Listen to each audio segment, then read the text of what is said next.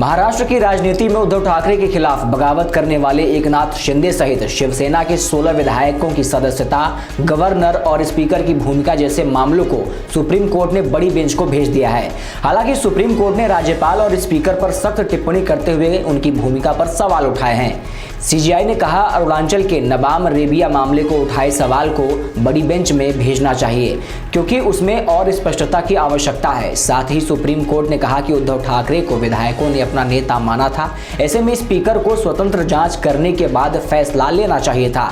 Supreme court ने कहा कि पार्टी कलह में पड़ना गवर्नर का काम नहीं है। गवर्नर की जिम्मेदारी संविधान की सुरक्षा की भी होती है। सुप्रीम कोर्ट ने कहा कि राज्यपाल के पास विधानसभा में फ्लोर टेस्ट बुलाने के लिए कोई पुख्ता आधार नहीं था। फ्लोर टेस्ट को किसी पार्टी के आंतरिक विवाद को सुलझाने के लिए इस्तेमाल नहीं कर सकते।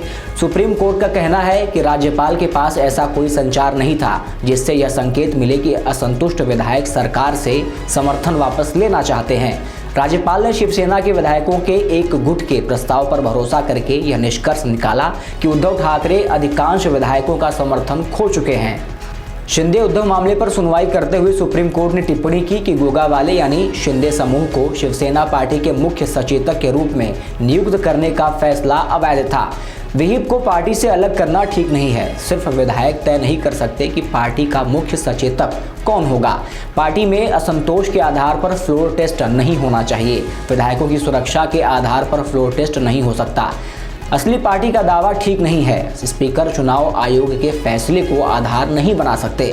ऐसे शक्ति का इस्तेमाल न हो जो संविधान ने दी ही नहीं।